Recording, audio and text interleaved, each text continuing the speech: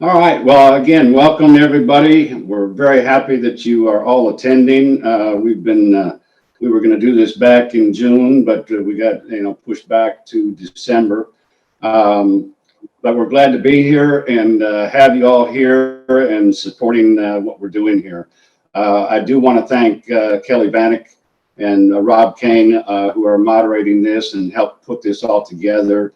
Big thanks to them because I couldn't do it all without that, all their technical expertise on this. So, appreciate that. With that, I'll give you a little background on myself. My father bought a bus operation up in Minnesota back in 1976. It was actually a school bus operation. It had one charter coach. We started about 1980 buying Eagles and expanding the charter coach fleet. Bought several used buses from Trailways at the time. We bought our first new Eagle in 1984, and our good friend Mr. Dave Schmidt, who is on the bus committee at the museum, that he sold us our first brand new Eagle in 1984. So he's partly responsible for me being here today. But after that, we did have service rep Noel Patterson call on us.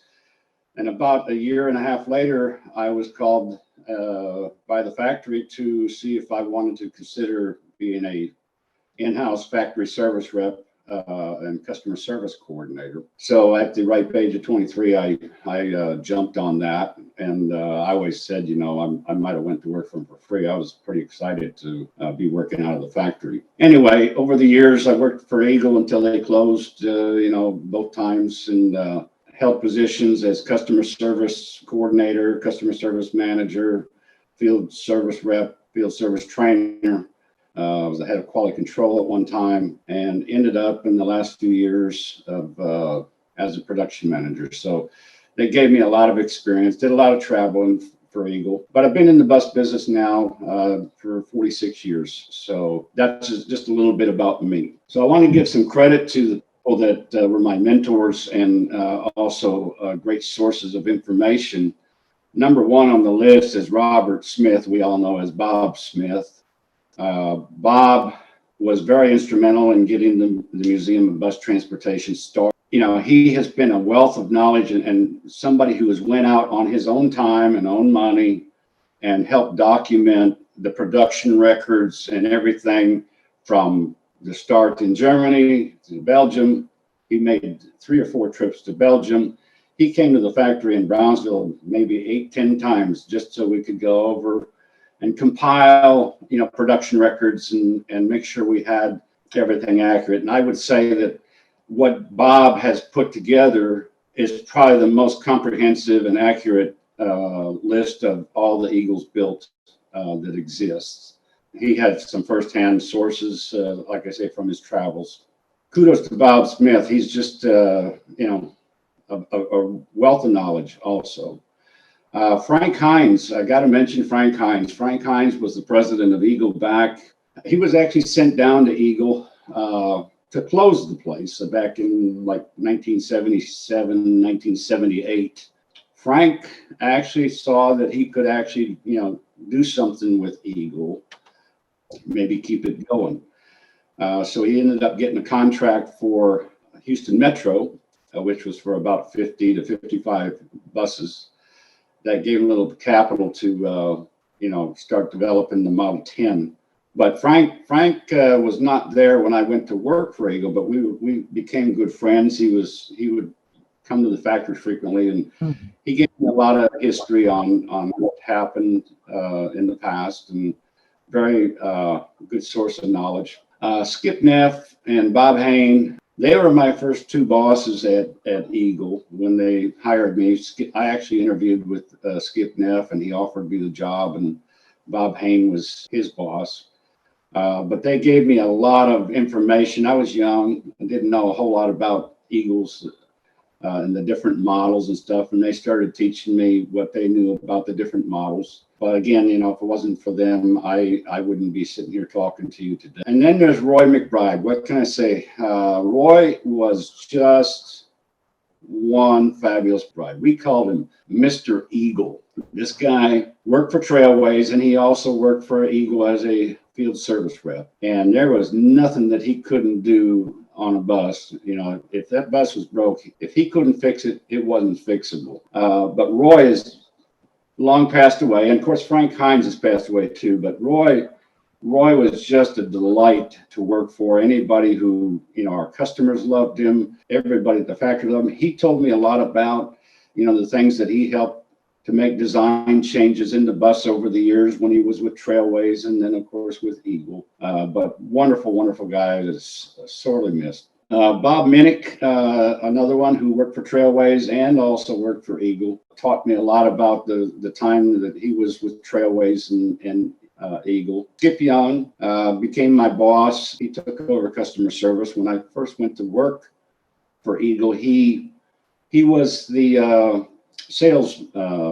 director of sales and marketing, and then they moved him over to customer service, and he was a wonderful boss to work for, and taught me a lot about the things that have transpired before I got to Eagle. So, you know, I got to give him credit. And of course, Noel Patterson. Noel was my service rep, as I mentioned earlier. He was the one that put my name into the factory to consider hiring me. So I got to thank Noel. Noel's just a wonderful person, and he was such a patient person, and he taught me a lot about the bus and, you know, how to do things. So we got Dave Millhauser, Dave Schmidt, John Oakman, and Randy Wilcox. First of all, we've all worked together at some point in time, but all four of them, along with myself, make up our bus committee. This is the great thing. You know, we have all ties to Eagle and the Eagle bus.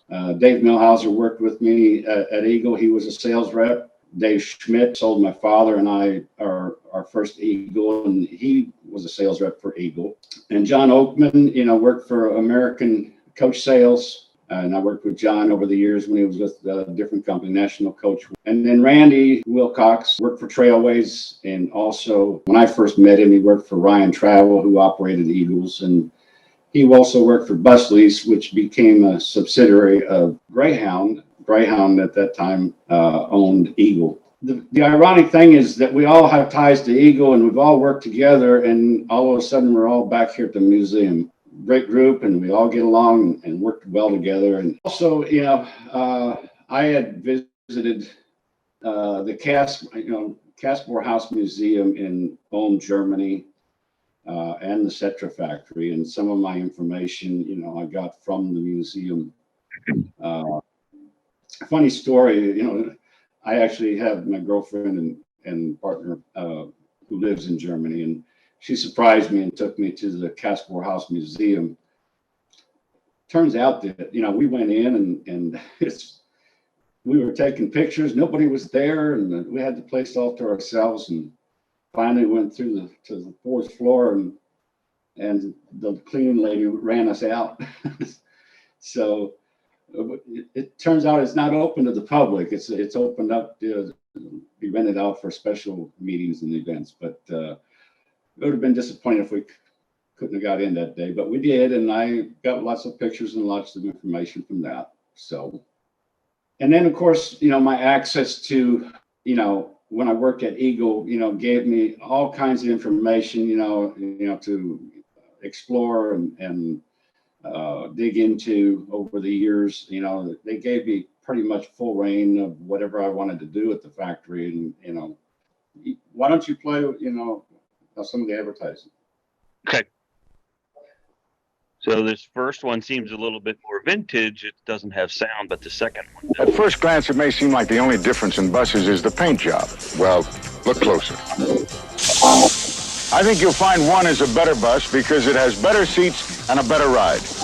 Better seats because they recline farther and have adjustable headrests and footrests. A better ride because it has an exclusive torsion suspension system to ride on.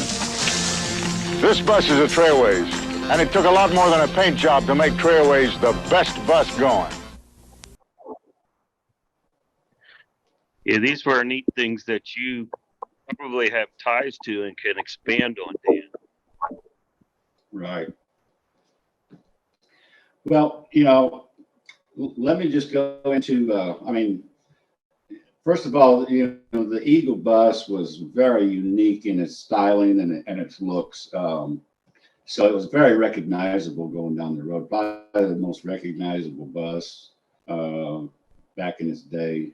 It had a unique siding, silver siding and golden siding on it, different things, but it was a very unique bus. Very, very comfortable riding bus.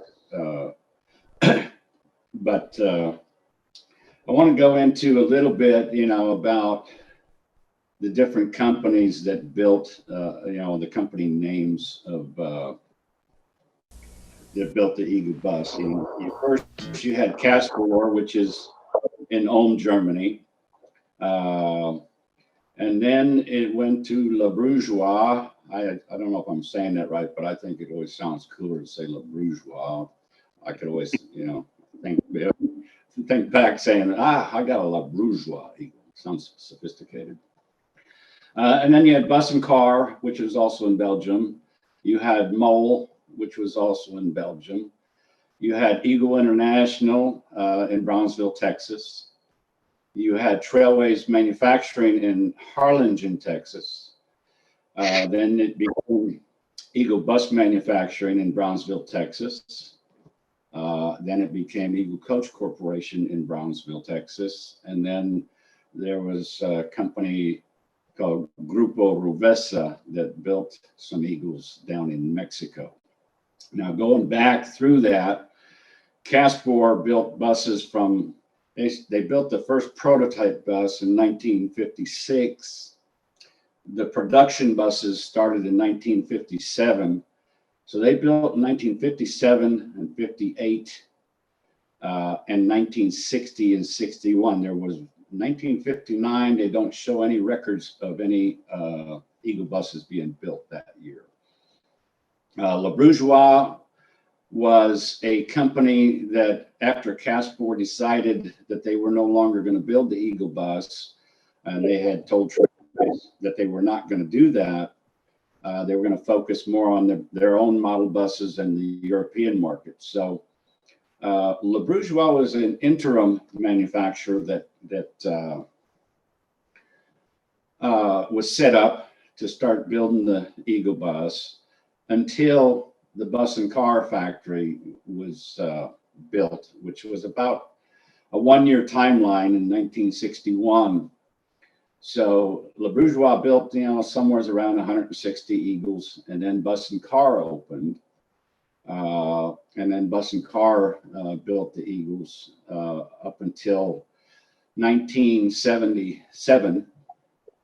So anyway, in 1974, Eagle International in Brownsville, Texas opened. So we had an overlap between them and Bus and Car as far as production. And then Mole bought out Bus and Car. Now, at this time, in the late 70s, early 80s, Frank Hines was the president of Eagle. And I verified it with Bob Minnick also. They sued Mole because they didn't have, Trailways owned the rights to build the buses. Anyway, a long story short, they won that lawsuit. In the lawsuit, all the tooling that Mole had to build the Eagle bus came to Texas, which gave them the opportunity to open up the second factory in Harlingen, Texas, which is just about 25 miles north of Brownsville here. Trailways Manufacturing was set up to build some two-axle Model 10 buses, and they also did quite a bit of refurbishing in that factory, but that only lasted a couple of years. So Eagle International started in 1974. Trailways Manufacturing started about 1982, 83. It became Eagle Bus Manufacturing in 1987 when Greyhound bought out Trailways, and since Eagle was owned by Trailways, they acquired the Eagle factory. So they started in 1987, closed because of a bankruptcy at Greyhound, which was they actually closed the doors February of 91. And it was about February of 92 or so that a company from Mexico called Moto Diesel Mexicana bought the Eagle Company and changed the name again to Eagle Coach Corporation. So they went from 1992 into the mid calendar year of 1997 as far as production. Grupo Ruvesa out of Mexico was, somebody that was a subsidiary of Moto Diesel Mexicana, so they did build some buses down in Mexico also. I don't know the exact numbers. Moving on, let's talk about Trailways and Caspor and the Golden Eagle bus and the Eagle bus as a whole and how that came to be. Back in 1954, GM had come out with the Scenic Cruiser, and they were selling it basically exclusively to Greyhound. And Trailways needed a bus to compete with the Scenic Cruiser. So they set out to go out and find a manufacturer to build them a 40-foot bus. And the first place they went was to Flexible. Flexible agreed to build buses for them. However, they wanted a good chunk of the money up front for the tooling, which was about $750,000, I believe. A lot of money at that time. So they also approached GM and asked GM if they had come out with a prototype, the GM 4902. And GM said no, that they wouldn't do that. They were going to, stick with the Greyhound thing. So that led M.E. Moore to Europe and then ended up in Germany. And he met with Caspor, and Caspor agreed to build them a bus. Now, backing up just a little bit here, one of the reasons that Trailways could not afford to pay for the tooling was because they had acquired American Bus Lines in 1954 or so. So they were kind of a little cash strapped at that time. One of the interesting things about American Bus Lines is, Rob, maybe you can bring up that Silver Eagle emblem picture if you have it. Sure. It said Silver Eagle, right? Well, the gold on the side of the Golden Eagle bus. No, Not this one, but the next one. right. Yeah, that one. The interesting thing about this emblem is that emblem existed with American Bus Lines. That was their logo before the Eagle bus was ever thought of. Since Trailways had bought out American Bus Lines, they obviously acquired the rights to that logo. Now, the interesting part of that is that came in 4 different versions. So if you can find one, where in the circle there, you can find one that says American Bus Lines on it.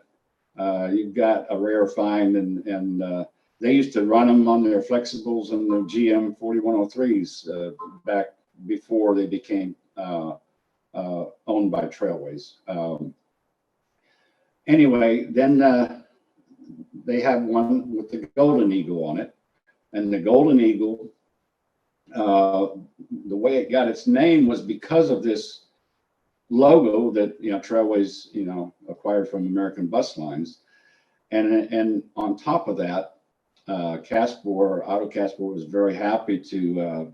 He felt like they had put a little bit of a stamp of Germany on it, because the national bird in Germany is the Golden Eagle. So you also find some that say Silver Eagle. In fact, that'd probably be the majority. And then there was one that in that circle had Continental Trailways, which is kind of a rare find also. So just a little bit of history on that logo. So, but we can thank Greyhound and the Scenic Cruiser for if one for that, there might not have ever been an Eagle bus. So I see you got the slide up. The countries where Eagles were sold into, and this is what I have gathered.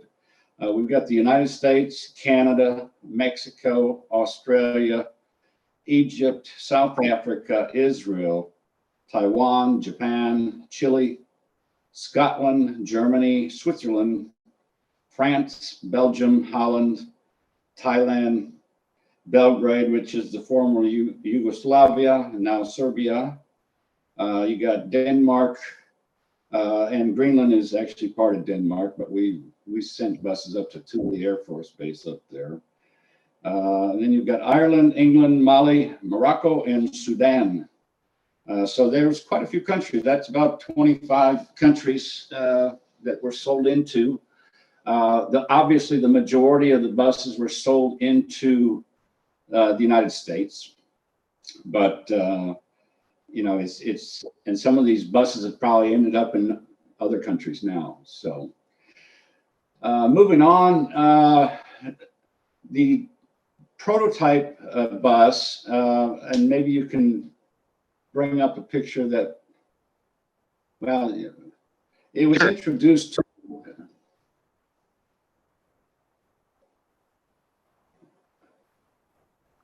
Are you still there, Dan? Yeah, I'm still here. Okay. Anyway, the prototype Eagle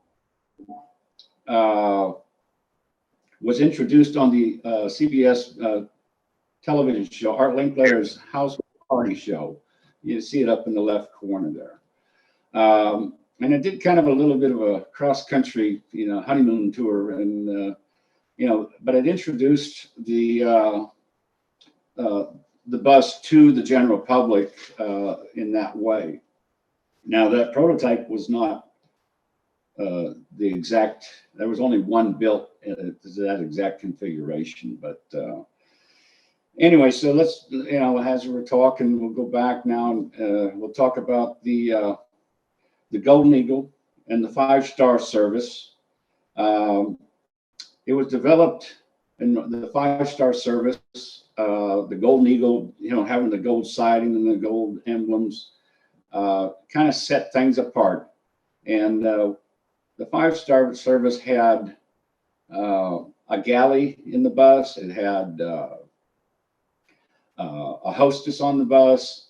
They had pillows for the passengers. It was a way of pampering them. And I think, you know, they were trying to kind of one up Greyhound. And actually, that 5-star service started prior to building the Golden Eagle, according to Bob Smith. You know, just prior to the Eagle being built. But it was a nice way of doing that. Make sure my passengers are taken care of, and low prices are part of that care. Just look at these. Sorry, Dan. Go ahead. They had a dedicated service, you know, between certain routes. I mean, it wasn't a nationwide service, but it had, because there was only 132 Golden Eagles built from 1956 to 1971. But typically, you know, say like on the run from Dallas to Houston, it would, you know, encourage business people to ride the bus. So if they had business in Houston that day, they could take the Golden Eagle 5-star service for Trailways down to Houston. They'd get outside of Dallas. They'd serve coffee and juices and maybe some pastries and, you know, light type of breakfast. They'd go down to Houston and, you know, they'd spend their day, you know, work day down there if needed. And then later in the afternoon, they'd ride the Golden Eagle 5-star service back on Trailways. And they'd get a light lunch and, again, some refreshments. So it was kind of a really neat service. You did have to pay a little bit more for it, but certainly well worth it.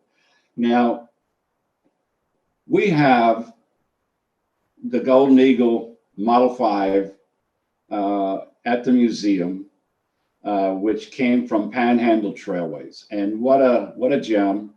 I believe it's the last one in its a truly pretty much all original form.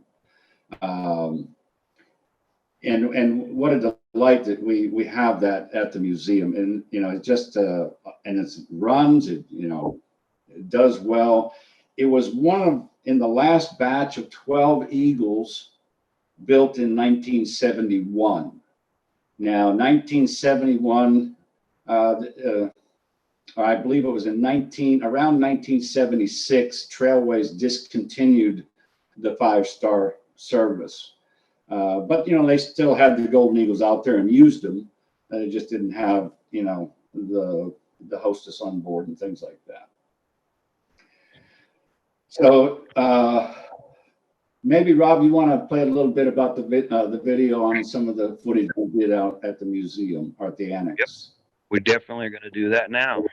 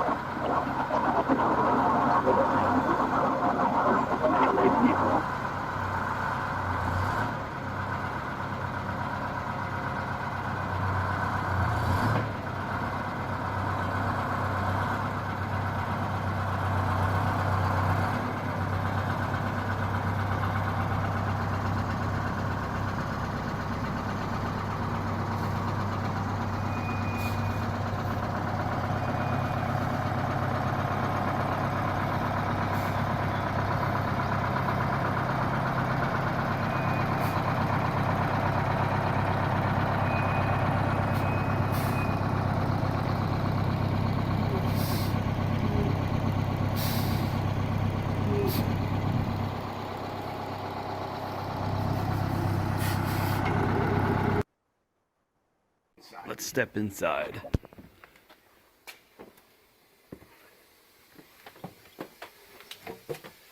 The nice thing about this coach is it's all original.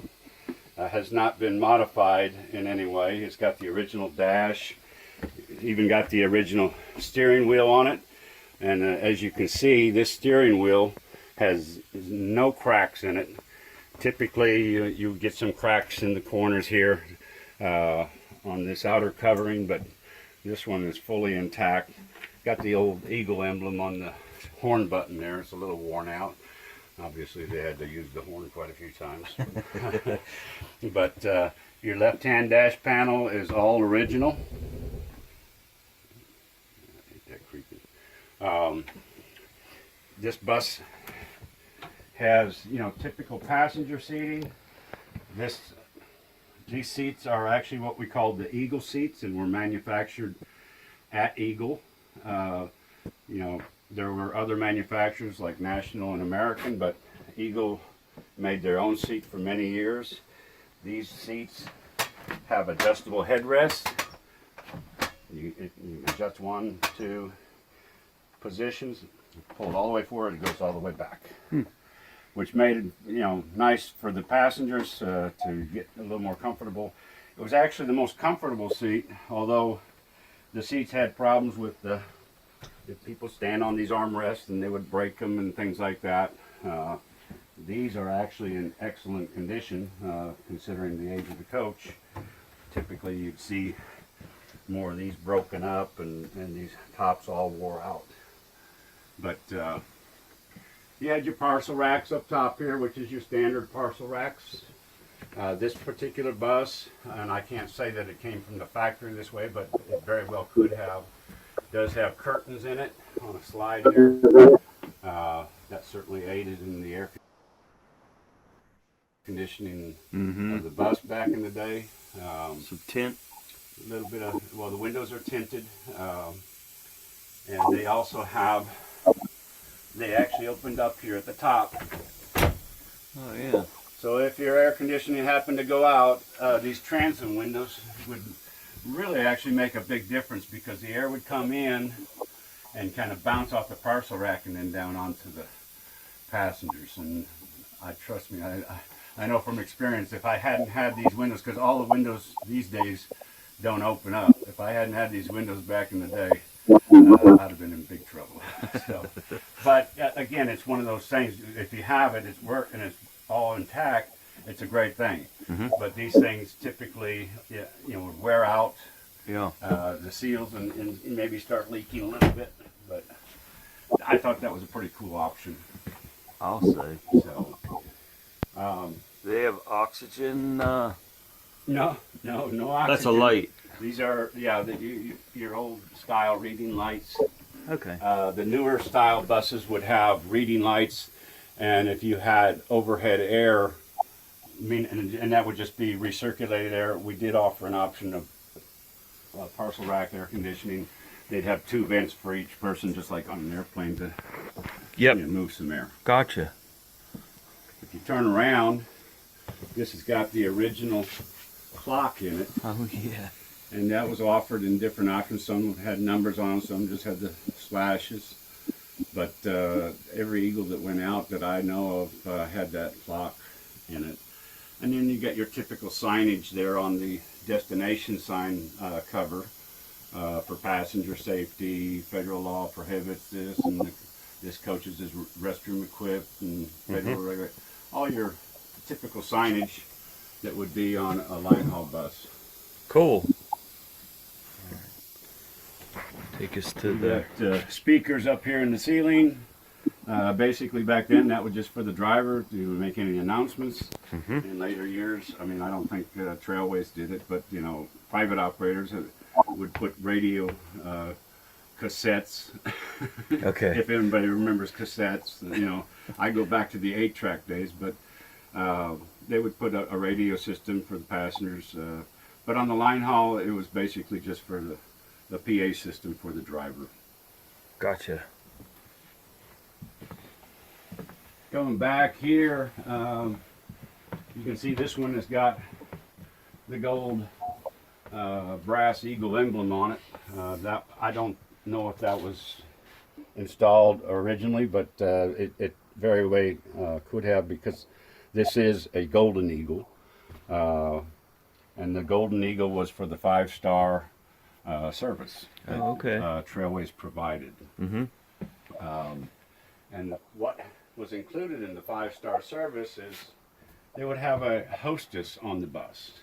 Back here. Back here, they've got a little galley here that typically, you have your coffee. You might have some, water and juices that they would stock. Refrigerator. Typically, when they started the Gold Star service, 5-star service, they experimented initially from Dallas to Houston and back. And it was mainly business travelers back then. The demographics of who rides buses these days has changed compared to then. Business people rode buses back then. People actually went on vacation in them. So we just they tried to cater to them, and Trailways was the first one that started that. If they went from Dallas to Houston in the morning, they might get a light breakfast. By the time they come home in the afternoon, they might get a light lunch. And there was somebody just serving them. And as you can see, if you back up here, you've got a couple of, this one and this one here, you had seats that were turned around with tables in them, and these are the original tables. And the original ashtrays for smoking.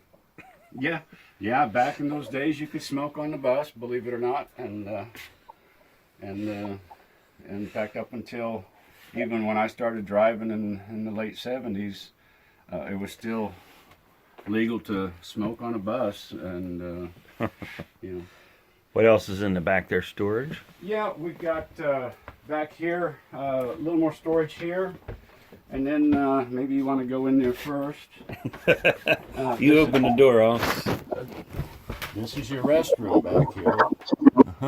I'm surprised the doors open this way, but it is. And it's not a flush toilet, it's a chemical toilet, which basically means, the water, what goes in there stays in there.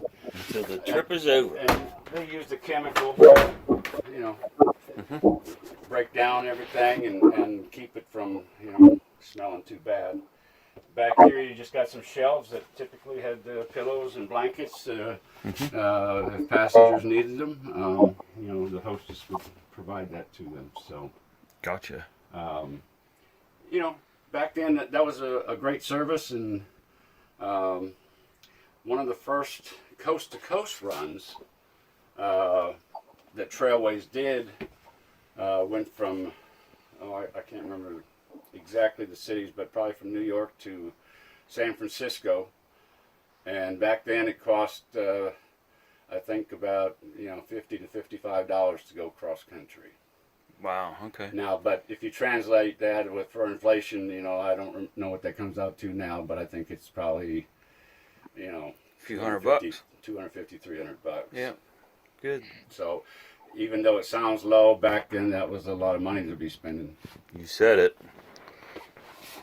This has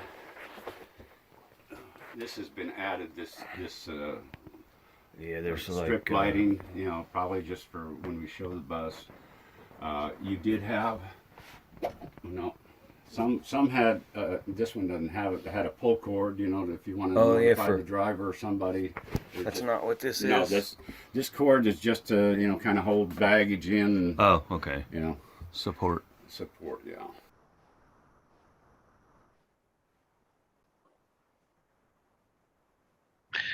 Dan, we're going to show a few slides before we get to another video clip. Tell us about these models that were with our bus.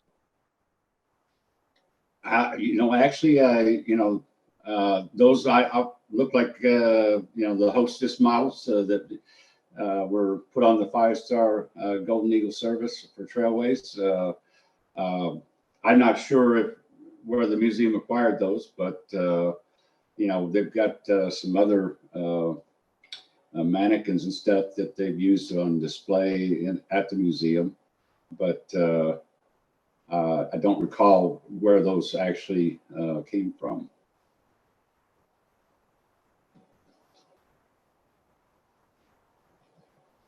See what we have here next. Okay.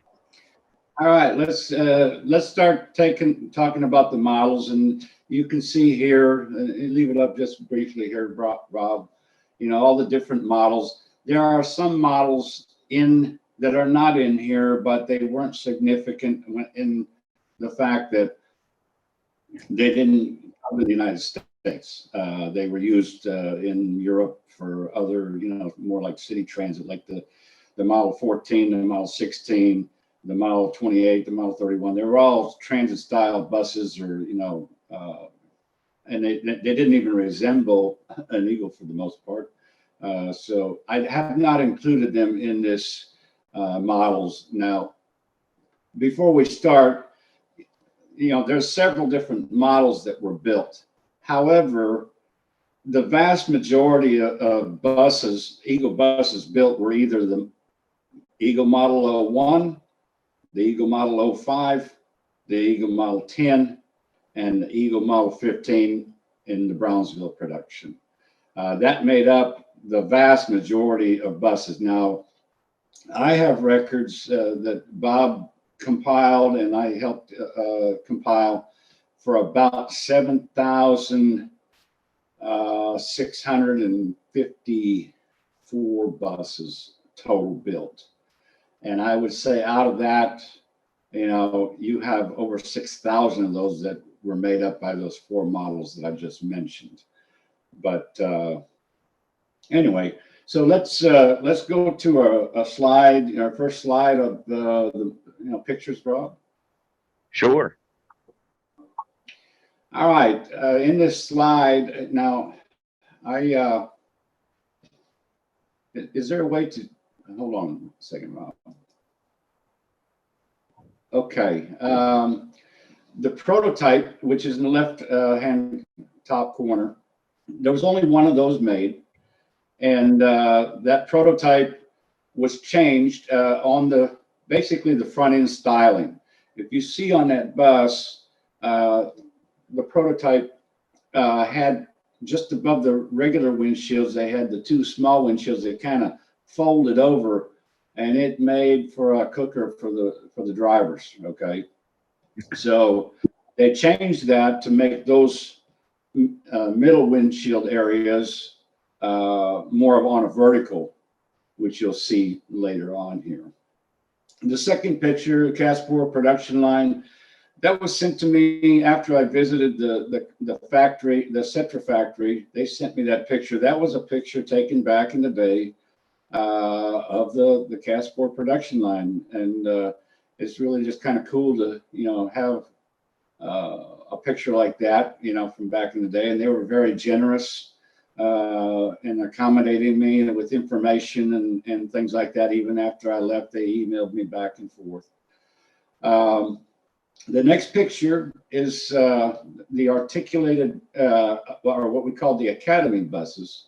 Now, these were actually not considered Eagle buses, although they did, put an Eagle emblem on the front. There was only 2 built. They ran out in Colorado Springs, therefore we call them the Academy buses, but they were built on a Henschel chassis. And so they're not considered by Caspor and as part of the Eagle production, and certainly I don't consider them, but they were part of the Trailways fleet. Go in the left lower corner.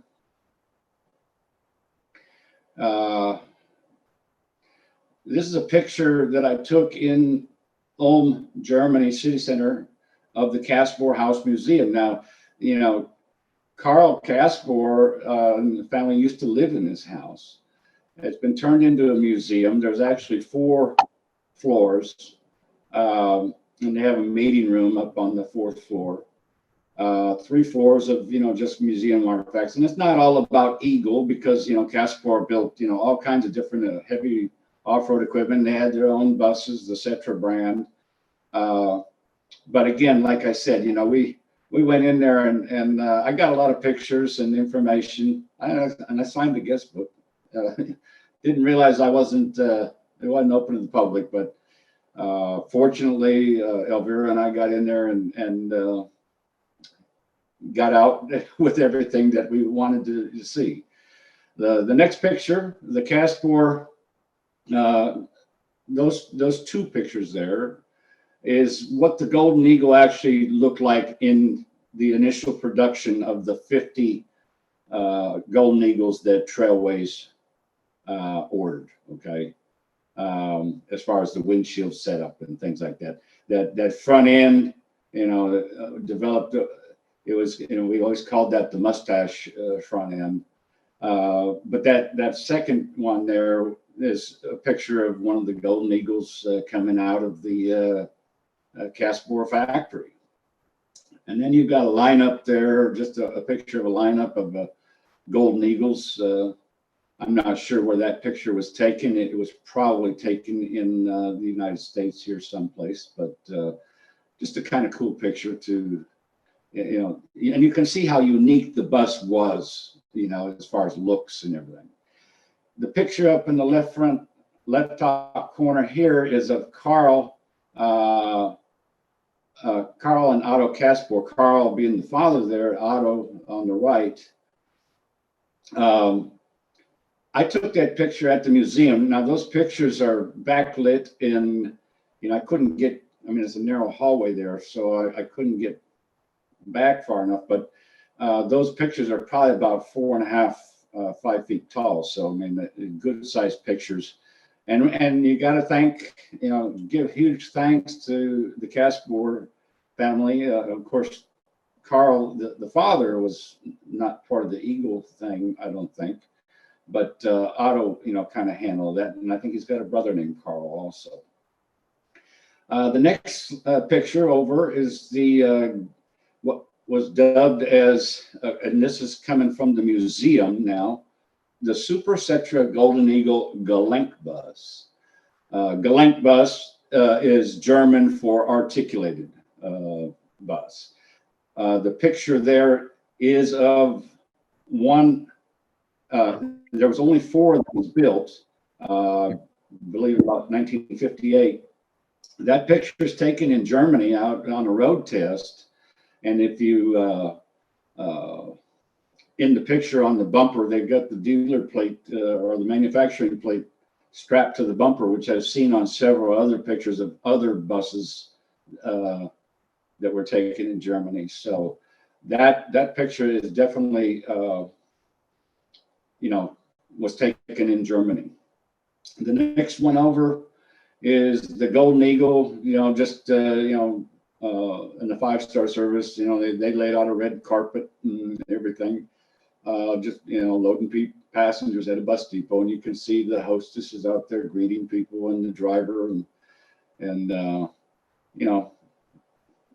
would love to have been, part of that back in the day, but that happened before my time. So going down to the left bottom corner, I got this picture sent to me by the people at Cetra, when we visited, they emailed this picture. Now, they think this was the last cast-bore Eagle built being shipped out. Now, they shipped these out at that time. There's a little story behind this, but they were shipping them out without the engines and transmissions and the drive axles. Up until that point, they had been using the MAN engines, which Trailways had a separate contract with MAN, and then they also used a ZF transmission. They had a separate contract with ZF, and then of course the contract with Caspor. But they always wanted to put the 8V71 Detroit in the bus, and up until that point, GM would not sell Trailways an 8V71 for the production of the Eagle buses. So Trailways started buying spare 8V71 engines because they did have them in their 4106s GMs. So they were buying them under the guise of needing them as spares and actually retrofitting them into the Eagle bus. But it was about 1961 or so, I believe 61. The FTC, the Federal Trade Commission in the United States, got involved with that and looked into, GM having a monopoly. And Trailways had threatened a lawsuit against GM. Anyway, the FTC did, in short, decide that they would have to start selling engines on the open market. So they started doing that in about 1961 for the Eagle. The next slide is another picture at the Caspor factory. I don't know who the people are in that picture, but or what the occasion was, but that is taken at the Caspor factory also. And the last picture there is the first Model 1 made by Le Bourgeois. You can see it, the last Caspor buses had that same grille. It had evolved into that. And Caspor actually had started that slanted window on the front on the last production buses out of Caspor. And that carried over into the Le Bourgeois buses. But again, Le Bourgeois only built about 160 or so buses, and it was just an interim manufacturer. And then you've got the Eagle Model 01, which was made by Bus and Car. Basically the same bus that Le Bourgeois was building, but it had some, minor changes. And one of those was, you can see the grille is different with the wraparound grille on the headlights. But otherwise, it was pretty much the same as the Le Bourgeois Model 1. Now, speaking of model numbers, the Caspor buses did not have model numbers. They were just simply called Golden Eagle, Silver Eagle, or they might attach Cetra to it, but or the Super Cetra, Golden Eagle, Galink bus. They did not have model numbers. So that started with Le Bourgeois. Now the next picture there of the Abbott bus is also a Model 01. And it's a little hard to tell, but this was actually a raised roof. They called them back then high tops. So that was about 1962 era. that they came out with those. Not a whole lot of them made, but that was pretty cool.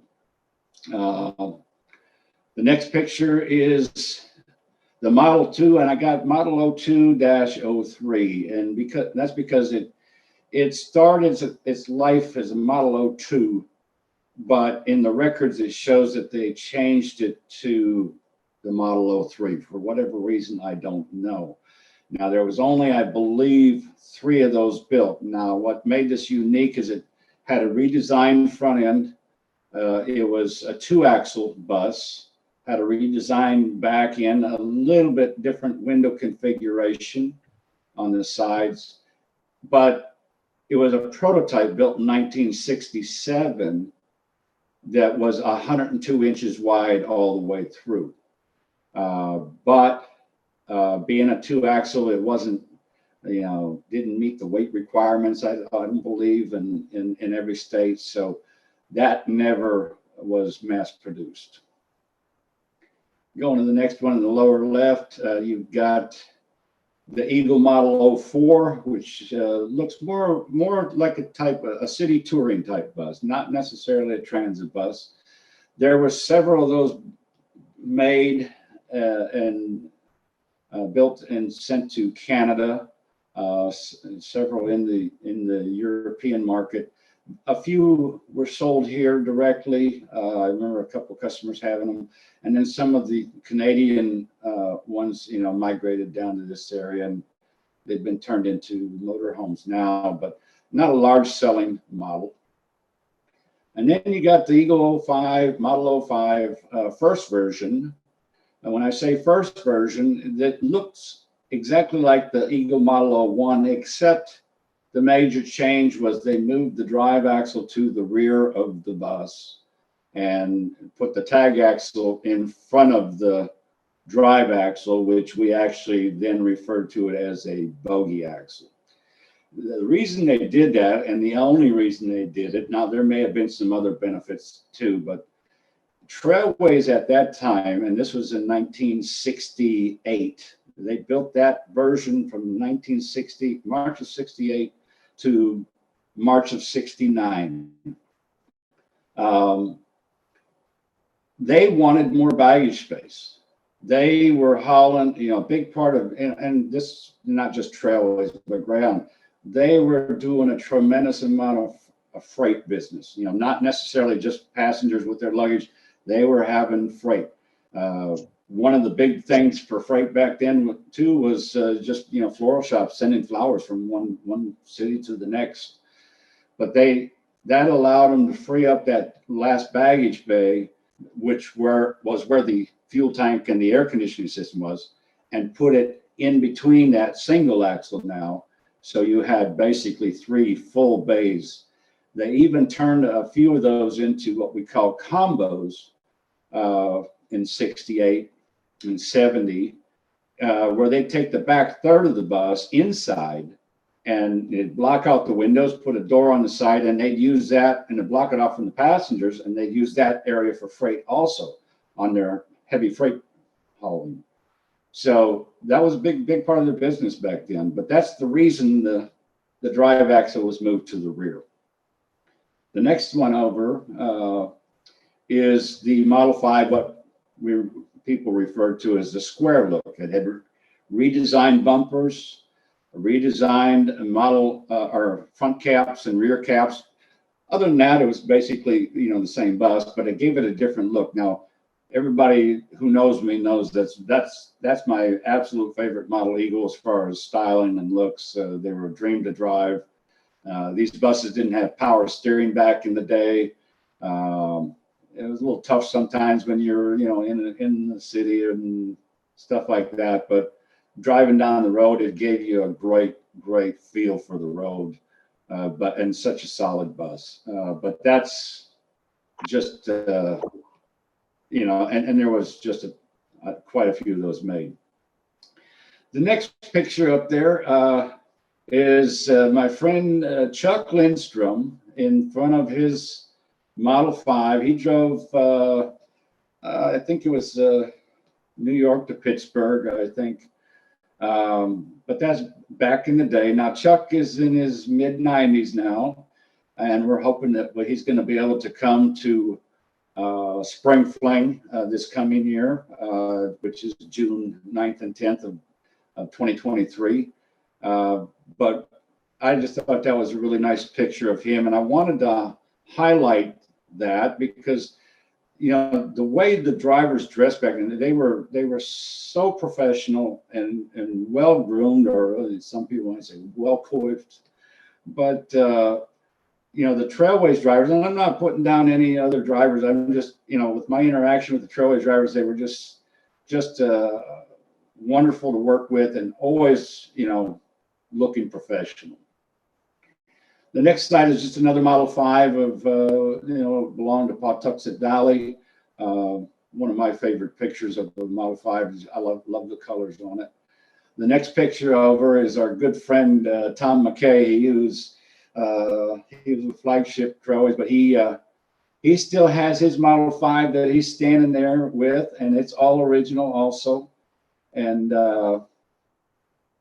he puts his bus out on movie shoots, and he goes with the bus. When they rent the bus, they rent him also, and he's the driver, and he's got all the uniforms and everything. And Tom has been a great supporter of the Museum of Bus Transportation. He will be bringing that bus to Spring Fling again in 2023. But just another example of how professional drivers were dressed. And I'm not saying they don't do that now, but it's a little more lax than it used to be.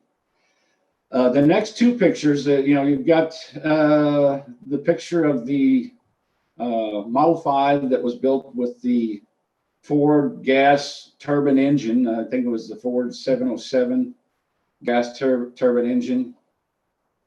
If you go down to the slide in the left corner, that's a picture of the engine itself.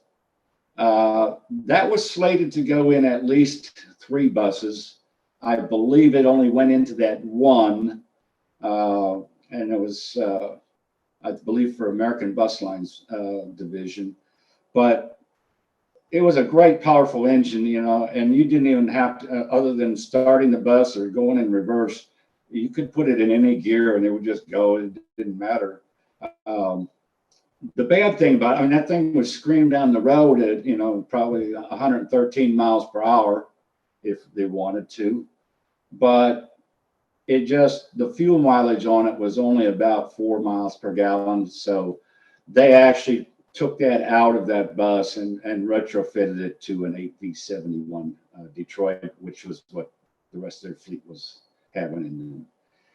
The next slide, you've got the Eagle Model 07, basically the same bus as the Model 05 square look, except again, now these were built in 69 and 70, only 45 built, but they were a 102-inch wide bus all the way through versus the 96-inch wide bus. Even at that time, the 102-inch wide bus was not legal in every state. They were mainly used on the West Coast. So, and the competition was, MCI was building the MC6 at the same time. Again, they just weren't legal in every state, so it wasn't a viable option to keep building that bus at that time. The next slide over is the Eagle Model 09. Again, it looks like very similar to a Model 5. It's got a little different side window configuration because the bus is only 37 feet long instead of 40 foot. It's got 2 baggage bays there and room in the front there. But and it's got these were sold to South Africa Railways down in South Africa. Some of those buses are still in service today. They've been sold off to private operators, but up until at least, I would say 10 years ago, they were still buying parts from me, windshields and stuff like that. So that was a very unique model. There's one commercial that Coca-Cola did. It's on the internet, of one of these driving through the desert, and it's kind of a neat little commercial. I should have found that for you, Rob. But now you got the Eagle Model 12-15, meaning it was called the Model 12 and the Model 15. If it was a Model 12, it was for the European market or non-US market. And the Model 15 designation came in if it was sold into the United States. The particular picture you're looking at there is of world travel in Thailand, so that's a right-hand drive. And they built it both ways. And again, that had a 6V53 engine in it with a ZF transmission, 5-speed, 2-axle bus, about 37 feet long also. The next slide is just from a brochure. It says the new Model 15 Eagle for bus and car. Now, this bus was actually demonstrated in the Transport of New Jersey, which we all know now as New Jersey Transit, but this was back in the early 70s. It was called the Transport of New Jersey because they were looking for a more luxurious bus to put into their service. And they had approached GM and MCI, but they also went to Belgium, and of course the unions at New Jersey Transit, kind of helped put a squash on that. Along with the bus didn't meet New Jersey requirements as far as state regulations and DOT, but they didn't want a bus that was not made in the United States. The unions didn't, so it never did pass to where they, at that time, when you even bought any of the buses, but later on they started buying more luxurious buses. But the next picture over is the Model 17, and this was not a bus that, in fact, I think there was only one that actually came to the United States and was demonstrated up and put in the fleet temporarily for Seattle Metro. I'm not sure if that's the actual name, but the Seattle Metro bus service. They didn't, buy any. So most of the Model 17s ended up in Israel. But there's actually, and Bob Smith was there at the factory where they're storing. There's like 3 or 4 of those buses that were on the production line unfinished that are just sitting there in different states. So anyway, now going to the lower left corner, we've got, this would be the second bus that had a Model 15 designation, called the Eagle Model 15 Transcontinental, which was built by Mol in Belgium. The picture there is, actually a picture I took or had taken of me standing in front of the bus in Cairo, Egypt. I was over there doing some training for some other buses. We had sold them in later years, and I seen this bus, and I'd never seen one of these Model 15 Transcontinentals before. And the guy that was working with me, I said, "Stop the car, can we stop?" And they let us go through the bus. There wasn't many of these built, but it had much taller windshields, had bonded side windows.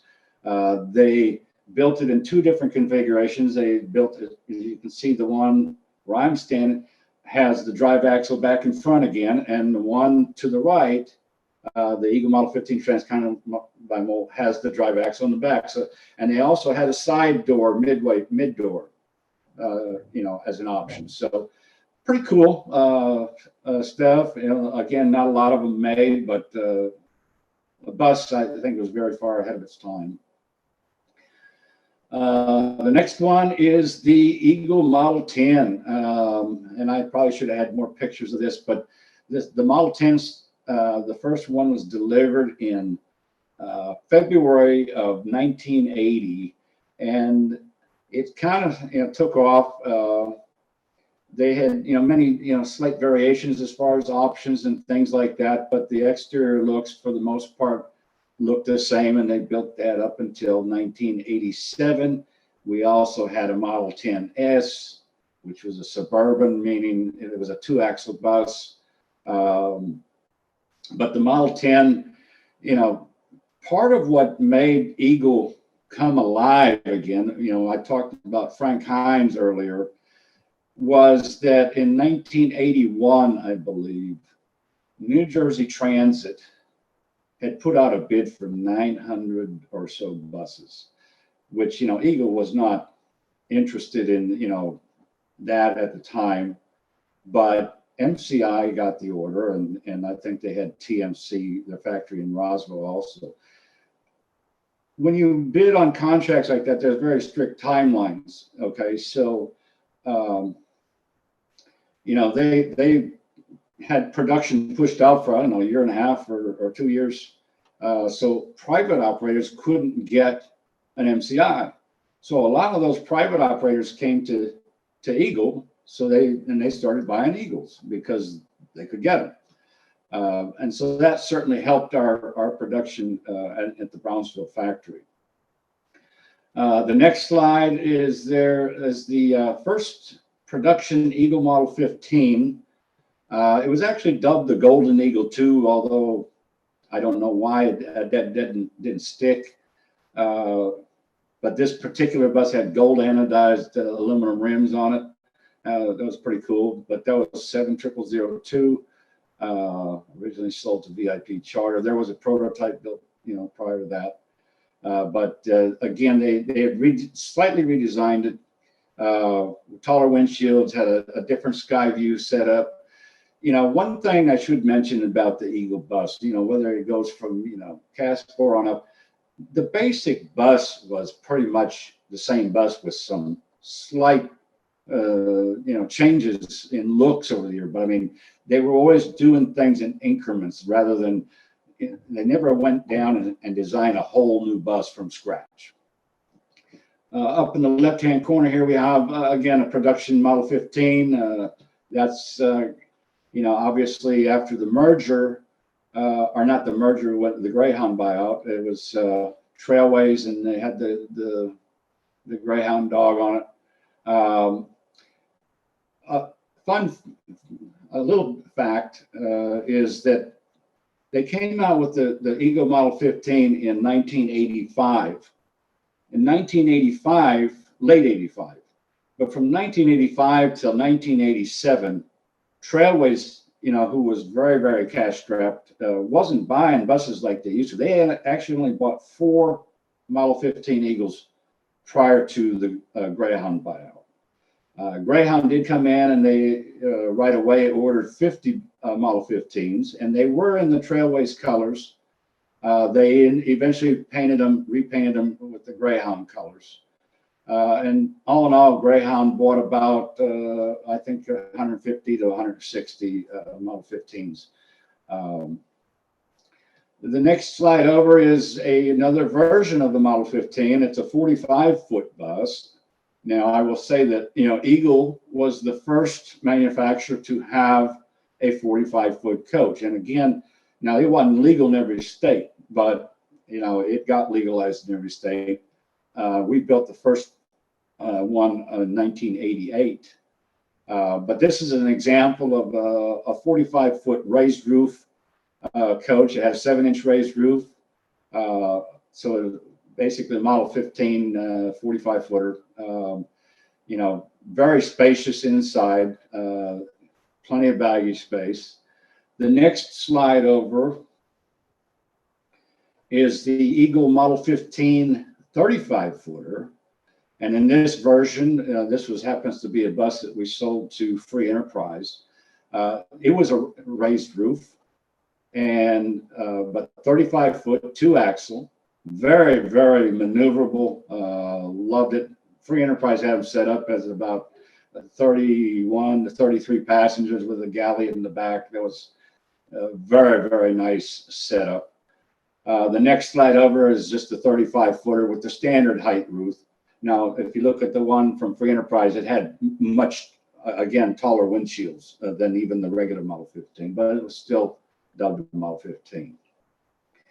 The lower left-hand corner is just an example of the Model 15, 40-foot raised roof, but it has smooth siding. You can see that you don't have the silver siding on the bottom.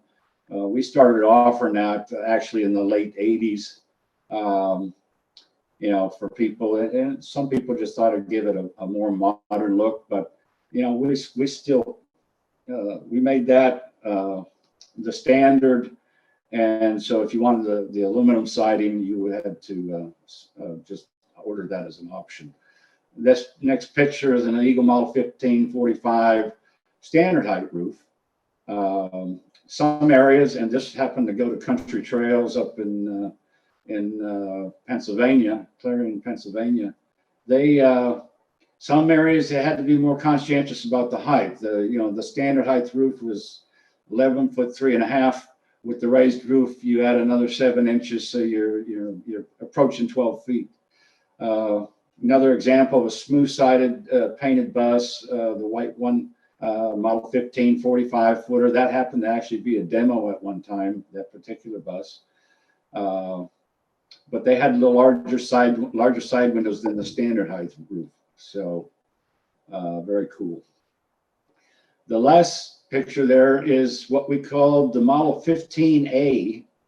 The difference here is, it was a smooth-sided bus, but it was just only one made. We were told by Meritor that we had to redesign the bus because they were going to stop building, manufacturing the drop box, which is a transfer case that we used. So we moved the drive axle back forward again, and we put an air tag axle in it.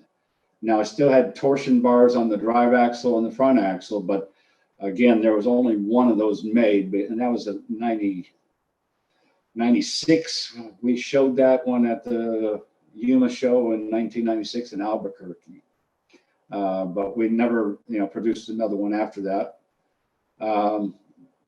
The slide up in the left-hand corner is the Eagle Model 15 XLS.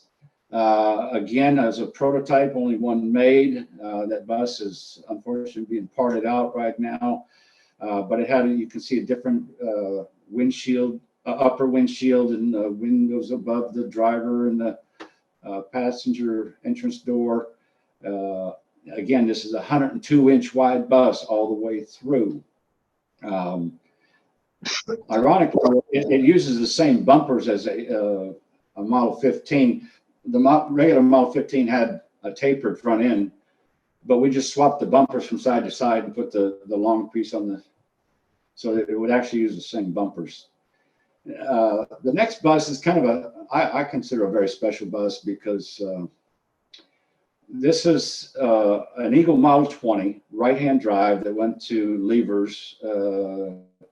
Doug and Dawn Lever had come over here in 1988, and then they ordered this bus, and it was a 89 model. And I was fortunate enough to drive it from Brownsville to Long Beach to have it shipped to Australia. And that bus is being preserved today by my good friend Gary Driver down at Driver Classics. He's got it, pretty much all original form. But it was actually shipped as a Model 10, I believe, because of import reasons or import-export. But it is an actual Model 20. The Model 20 looked like the Model 15, except it was just a 96-inch wide bus versus a 102-inch wide bus. The next slide over is another version of the Model 20 that we built for New Jersey Transit. Again, now this bus had all kinds of changes done to it. The upper front crown with the destination sign. It has stainless steel siding instead of aluminum siding.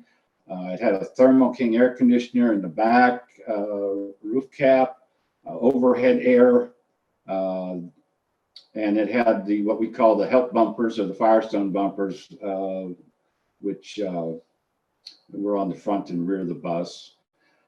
We built, like I said, 119 of those. The next slide over, again, another version of the Model 20 that, I don't have the full pictures, but you can see a different restyling of the front crown with the destination sign that went to Taiwan. I believe that was an order of 61 or 62 buses.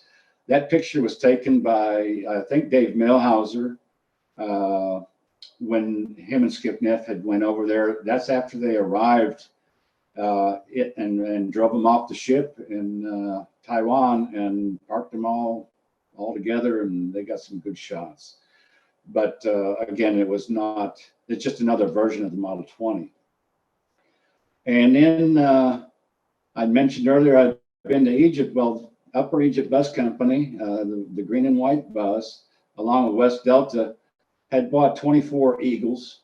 So I had been over there to go over there and train the people at the two companies, and also at the Detroit diesel dealer at Carlin, Middle East.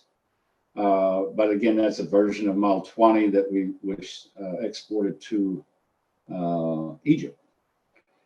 And then we can't talk about Eagles without talking about a couple other markets. This picture is of Marathon Eagle motorhomes. There were Eagle buses that were sold as shells, and Marathon converted them. Now, you had plenty of other manufacturers that converted buses like Liberty and Country Coach and Monaco and of the sort. There's just an example of 5. They were never seated buses. They were always motorhomes. They all happen to be together now up in Gallatin, Tennessee, and owned by some close friends up there. And they've got their eyes on a 6th one because I think there was only 6 of the Marathon ones built. But the next picture, is an entertainer coach. That was a huge part of Eagle's business back in the 80s. I would say from 1980 on up. And when I say Eagle's business, as far as people buying them new. Certainly there was people that rode on the Eagle buses prior to that. But this is an example. Night Train was a leasing company, and they leased buses to the entertainers. Typically, now this is a 45-foot version. They would either have the short bus, a 6-bunk or a 9-bunk, and then up to a 12-bunk bus. And some were considered star coaches, where they just had the bedroom in the back and mainly for a star entertainer. But Night Train was a big company. And then you've got up in the left-hand corner, this is just one of the coolest pictures I've seen, is 4 of the entertainer coaches that were on the Willie Nelson tour. I say they were Florida coach. It could have been Florida coach, Florida custom coach, the Calhoun brothers. But you've got a Model 15 in the front, and I believe you got 3 Model 10s in there. The next picture over is also of one of the Calhoun buses. They had very unique buses. They painted murals on them. A few other companies did that too, like Roadhouse and Night Flight. This one is kind of a unique bus because it has a 3-inch factory raised roof. We experimented with that before we actually went to the 7-inch raised roof, and just a handful of those made. The next slide over is just another example of the Marathon Eagle motorhome. This is one of the buses that's up in Gallatin. They had a new paint job put on it, and that's just a really nice setup. And the nice thing about those Marathon buses that they have, they're all original, interior and everything. So lower left, that's an example of Pyramid, another leasing company. That bus now belongs to someone else, but Pyramid, they bought, and many people bought buses, from Eagle. I mean, I'm just, I can't put everybody in there, but it's I want to just give some examples of the different companies. The next one over is Platinum Livery. My good friend Johnny Meredith. I have plenty of stories I could tell about Johnny, but I won't go into them here. And then the last slide is significant because it's of the Happy Goodman family, a gospel group. They are the first entertainers to actually buy an Eagle brand new. Up until that point, all the buses were all Trailways buses first, and somehow they talked the people in Dallas to selling them one new. And you can see that back then they didn't have the blocked out windows; it was blocked out on the inside. But that's significant because they were the first ones to buy it. Now there was people like Jim Thrasher was a pioneer in the leasing bus business, and you had people like Norm Basden and others, and the Calhouns, and so that was just a very unique thing. And at one time, Eagle had probably 98% of the entertainer coach market until they went out of business. Obviously, it's been taken over by a competitor now. So, Rob, do you want to go into any other videos that you want to show before I go into talking about the suspension real quick? Yeah, we missed a really neat one here earlier. I'm going to try to see where I put that. Maybe it's not on there. We had one where it shows the bus floating through a cloud. Oh, yeah. I make sure It was not that one. No. No, I'd really like to show that. Let me see if I can find it.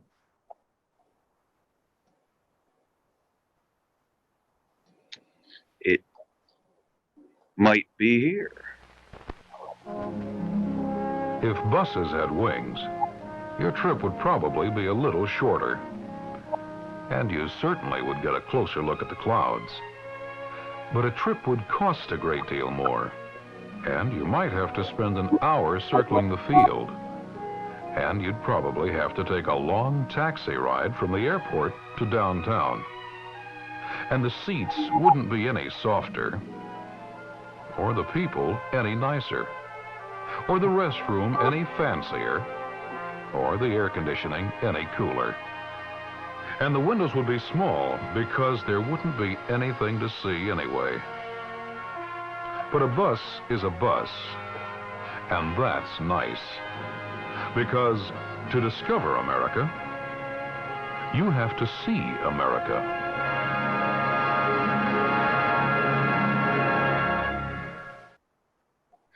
Very good point, and show how everybody And like stuff. Back in those days, like I said, the demographics were different. People actually would get on a bus and go cross country. They could get off anywhere, stay for a while, and get back on the bus. I mean, they would literally take vacations on the Trailways buses back then. So it's, but like I say, that the demographics have changed a bit. So we're going to showcase you more on some behind the scenes and walkthroughs of our Eagle 05 here. Okay. And everybody can sit back and watch these. I do want to tell people, and again, in Randy Wilcox, in my defense, that the camera adds 10 pounds. Yeah. Do I need to remove a chalk? You're good. After I start pulling forward. Let's But I got to get the air pressure up first. oil. Where's the air pressure gauge? Air pressure gauge is here. Didn't take too long before. No, I just need to sit here and rev it up a bit. This is your entrance door control. It's an air operated. You can see, well, you can't see the pistons, but down below there, it drives where those covers are. You can see there's pistons behind that, and it's not full of air yet, but the doors were air operated, and that was unique to have this bifold door in a bus. The advantage of that was, if you pulled up, too close to somebody, you didn't have a swing out door. Yeah. You know, it just pantographs out. And that was kind of cool, I thought. But you had to maintain the door, and you know, if something got banged up, you might have to adjust it a little bit. But you know,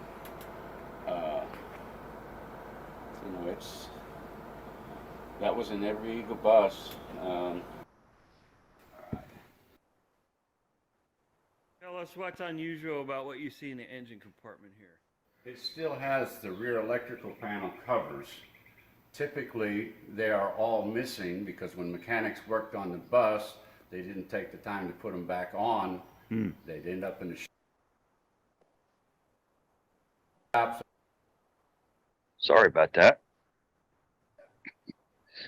Tell us what's unusual. Tell us what's unusual about Start what you that see up. in the engine compartment here. It still has the rear electrical panel covers. Typically, they are all missing because when mechanics worked on the bus, they didn't take the time to put them back on. They'd end up in the shop someplace, sometimes getting run over or whatever. But on these line hauls for Trailways, that bus might not even see that shop again for 2-3 months. Go put your finger on that. Where it says 42303 here, and the panel next to it are your electrical panel, rear electrical panel covers. So it's unusual to have them on there. You'll find them here and there, but you know. What did Good you to see. What did you say? That's off of Model 10 because the 05 Eagle had a one-piece panel. The Model 10s, they had a two-piece panel. Okay, but he worked on these in the factory. Yes, he did, but when he worked at the factory was when this bus was stopped being built. He was for the next model, which is the model that had that double panel. By the time I worked on the Model 5s, the panels were all gone. Yeah. What else is unusual or unique about under the hood? Nothing unusual. This was pretty much all stock. You've got your 8V71 Detroit engine. You got your Delco right here in the corner over here. Your alternator, your Delco alternator, which is an air-cooled alternator. You've got, in this corner, you can't see it, but you've got your AC compressor. This is your AC receiver tank. You've got your battery cutoff switch. You've got a miter gearbox back here, which runs 2 drive shafts, one to run your AC compressor, one to run your radiator fan belts, and on the other side of that pillow block over here, Oh yeah. you have that same pillow block driving the alternator with the belt.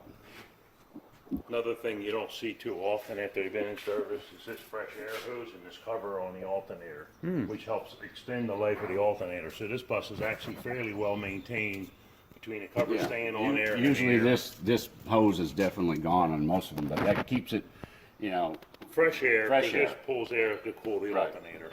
Gotcha. Cool the alternator. Well, it's a pretty big one. Look at the size. 250 amp. I have small hands, but it's a big one. It's small. Let's some more behind the scenes how you can access tail lights. And I also believe that's your fresh air intake for your alternator. well, no, that's Eagle your radiator. Is it was fuelable from both sides of the bus. You have the same filler neck on the other side of the bus. We have 2 70-gallon saddle tanks with a crossover tube, so you can fill it from one side.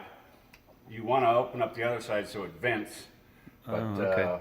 you know, that way when you pull into a fuel station, you can go from either side. And these days they've got pumps, the satellite pumps, so you can, but you don't want to fill it too fast because it'll pop back out at you. But anyway, so Now, I don't know. He's doing good. I don't know that any other bus offered that at the time, and I'm not sure anybody but offers that today. Yes, we do. Okay, well, but okay, so you find. But the- you have the a later red bus- dome they they put finally out caught front? up- They finally So here caught up comes with Big the Red. times. I'm sorry. What was the big red dog story again about posing in the front? Well, yeah, when Jim Kerrigan was the president of Trailways, he did a advertisement. It was like a big old poster, and he took his picture in front of a Model 5 Eagle, and he's kind of kneeling down, I think, if I remember right, and he's got a big red dog next to him. I don't remember what breed it was, and of course that was kind of a shot at greyhound. Well, you don't have the only dog in this hunt. I'm gonna try to find that picture. Maybe I we have can. a picture on our Facebook group because I posted it. If I can find the picture, I'll put it into this slideshow presentation, then Okay. people can see it. But yeah, I can forward it to you also. Great. But, And we do have the picture here, which is right here. I love that picture. Yep. Dan, we had a question about how many miles are on our Eagle bus. Do you remember? That I don't know, and I'm not sure. Anybody probably has an accurate number, but I got to believe that it's over 1 million miles. Having been in the Trailways, Panhandle Trailways fleet, for so many, maybe not 1 million. I don't know, but I don't know the accurate number on that. Maybe Randy remembers. He's on the call here somewhere. I am. Unfortunately, the speedometer in that coach is not the original tachograph that belonged in there. So any kind of guess would be strictly a guess. I mean, like Dan said, it's probably 1 million plus just because of the age in the service.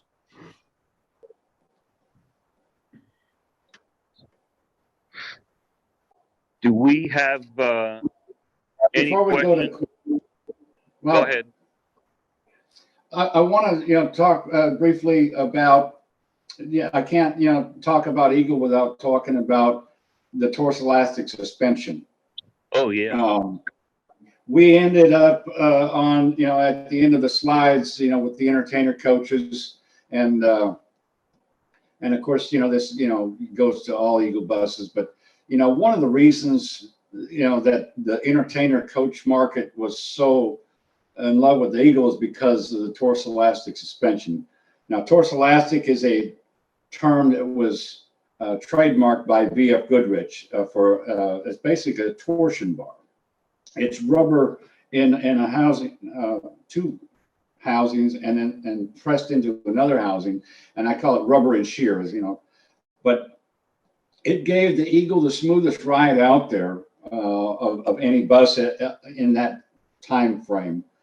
And of course, you had to maintain it, but it wasn't just a smooth ride that, the torsion bar suspension, I mean, that was kind of a byproduct. What it really did was give the coach better stability, handling in curves and things like that, or, sharp moves.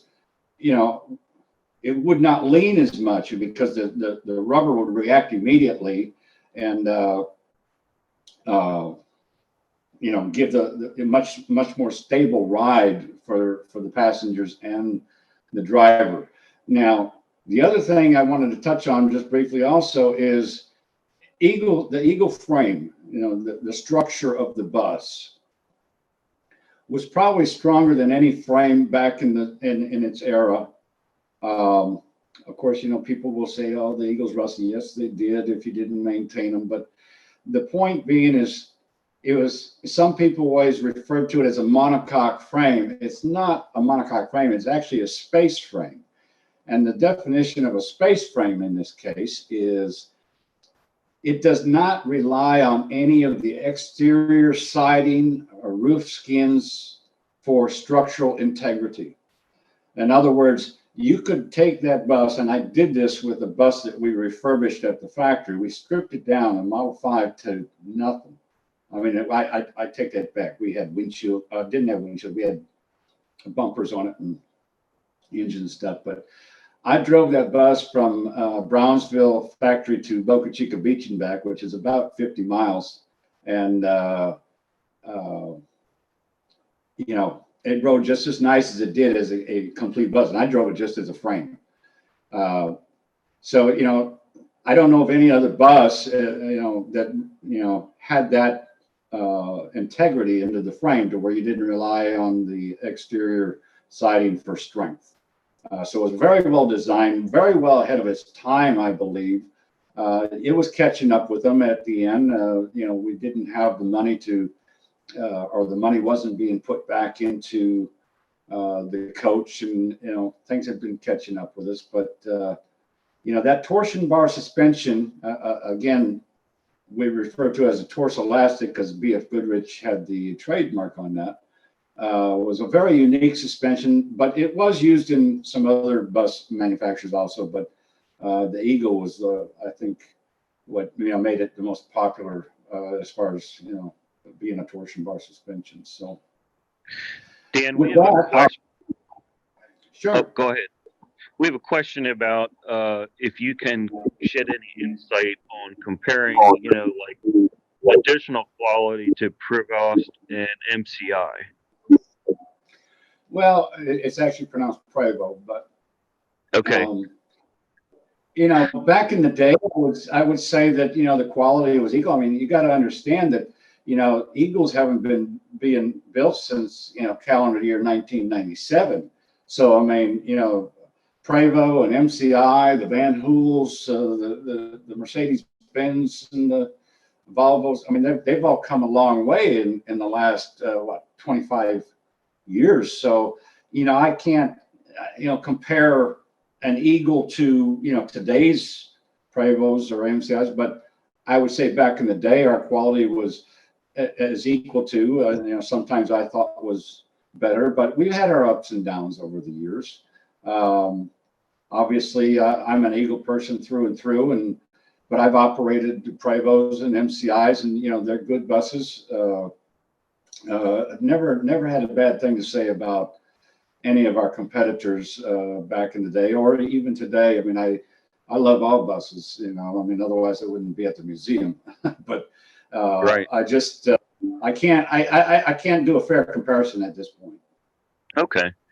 We also have another question about if white wall tires were only available in some of those promotional photos, or if they were actually equipped with them.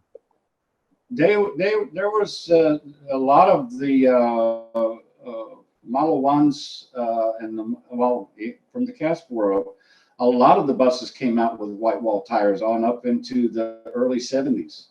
And it wasn't just for promotional purposes in brochures or anything like that. I mean, I'll just give you an example. Michel Bus Lines up there in Massachusetts had white walls on all their buses, and some people think that's a really cool thing. I thought it looked pretty cool, but I don't know. It has to be a special order today if you wanted to get white walls. And I mean, tires have gotten so expensive now. Can't imagine what a special order would cost. Okay. Any other questions for Dan here? We have a question about miles per gallon on an Eagle bus. Oh, that varied a whole lot depending on your powertrain setup.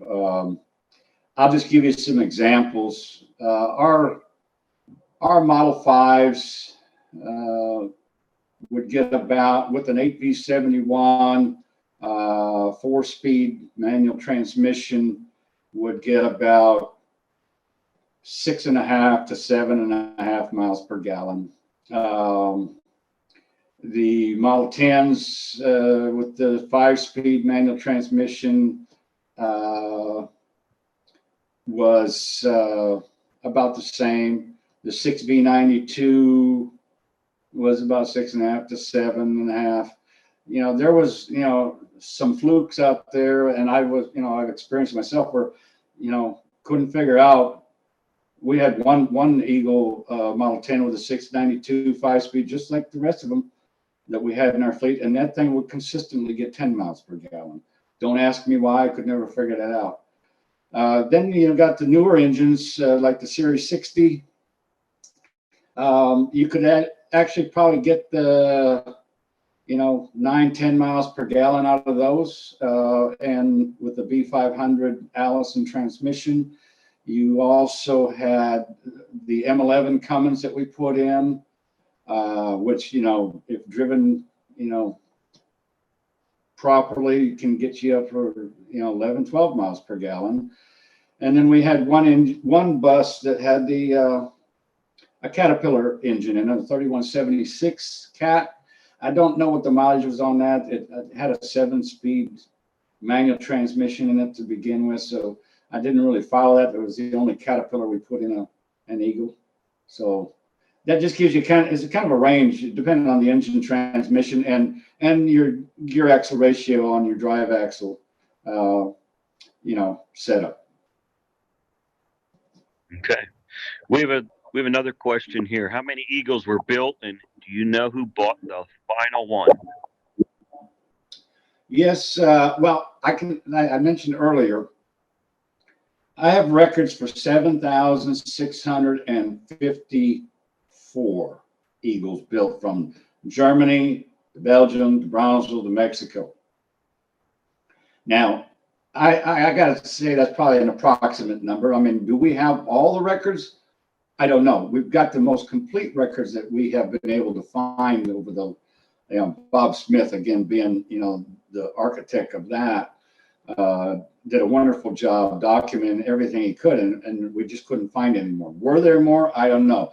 So the safe bet is to say, okay, it was 8,000 or less total.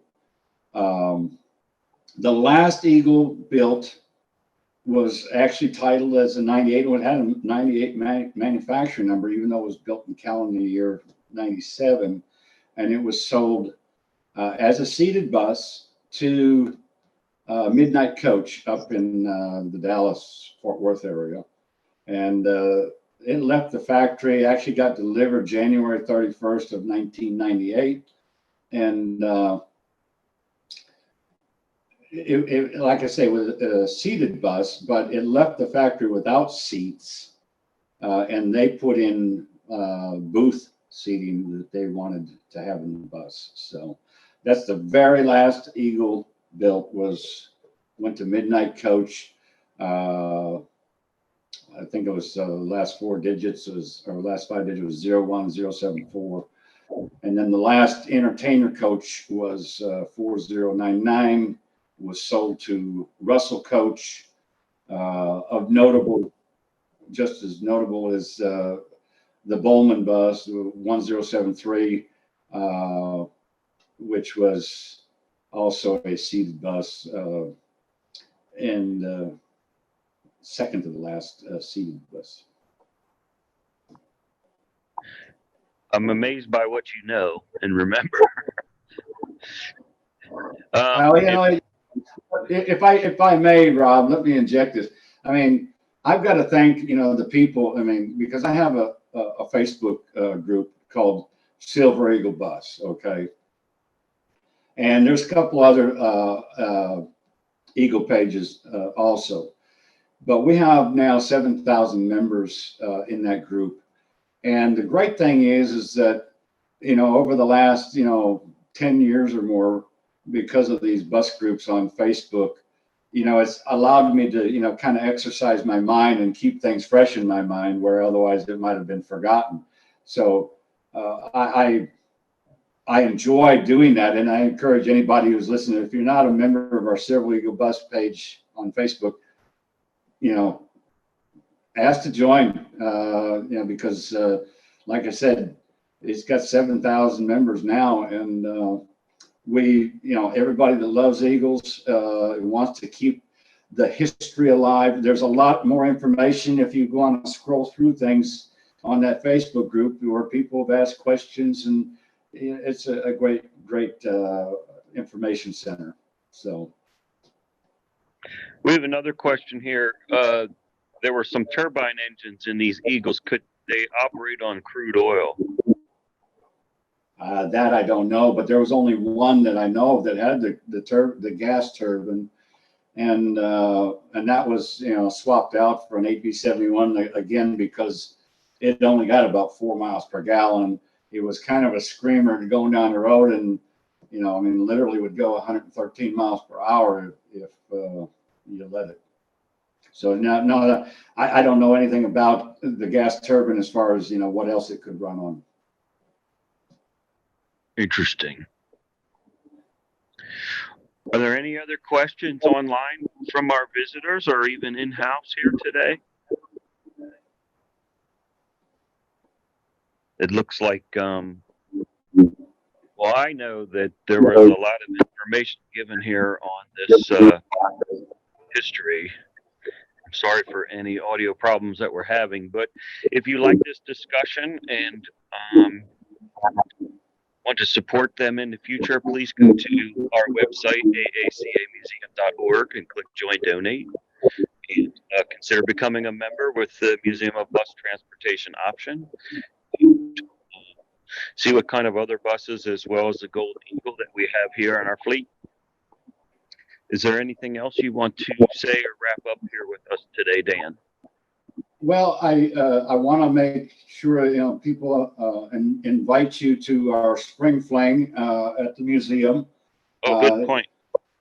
That's June 9th and 10th of 2023. We want to see as many buses brought in. And you don't have to bring a bus to attend, but we want to also get buses to come in from the outside, and we park them all out in the parking lot, and then wherever we need to park them. It's a good time, great camaraderie amongst the people, and be able to see some historic buses, obviously out of our fleet at the museum also. So I, encourage you to do that. I am fortunate to be taken over as the chair for the Museum of Bus Transportation and sit with the board at the AACA. It's a world-class museum, so it's not just the buses. You have the cars and the motorcycles, and you got a few train sets, but it's the museum as a whole, because we've merged with the AACA, is a world-class museum. It's open 360 plus days a year, and the museum is affiliated with the Smithsonian. So if you haven't been there, I encourage you to go. I encourage you to, like Rob said, consider joining. The membership. I don't know, it's like $35, $40, but for a year. But that helps support us. And obviously museums work on donations and things like that. So if you would consider doing that, it would be greatly, greatly appreciated. But I would love to see you all at Spring Fling 2023, June 9th and 10th. Okay, good point. We have Mr. John Oakman. We have 6 planned presentations. Check the museum website for names and topics. Put in your calendar the last Saturday in January. It'll be on the Penske Racing Experience. I don't have the exact date of that last. I'm going to, just in the event anybody had a problem here, John Dockendorf say that we do have 6 planned presentations coming up between now and next year. The next one is going to be the last Saturday in January on the Penske Racing subject. And you can always find that information on our website as well as Facebook page when the time comes, and continue to support these things. Appreciate Let it. me add one more, Rob. I want to add one more thing. If you want to sign up as a volunteer, whether it be for the museum, but on the bus side, I would encourage you all to, consider signing up if you want to volunteer, especially if you live up in the Hershey area or in the surrounding area. Randy Wilcox down at the annex, which is where we keep the majority of the buses because we can't put them all in the museum at once, has work days throughout the year. Now, during the winter, we kind of, take a couple months off, but we encourage people to volunteer if they can. We're not, you don't have to have a CDL or anything like that. You just, come and volunteer and be part of it. But Randy, does have work days, and usually once we start them up again, it'll be 1 work day a month, and they may be sorting out parts. They may be moving buses around. They may be, cataloging something or whatever, but we could always use all the help we can get Maintaining a fleet now, I think we've got 55 buses in the fleet or so. It takes a lot of work. And so, we need all the help we can get. And Randy's a volunteer, I'm a volunteer, and all the people that show up are volunteers, but we can never have enough volunteers. So maybe you can put an email in there, or actually I think on the museum website there's a place where you can sign up to be a volunteer. There is. It's under Join Donate. Yep. So yeah, support us and you'll help our bus fleet get some things maintained. Randy. Okay, we want to adjourn here, and thanks everybody again, especially Dan and his support group for all of this wonderful information on the flight of the Golden Eagle. And we hope to see you all here at the museum or on our next presentation very soon. Take care. Thank you, Rob. Thank you to everybody.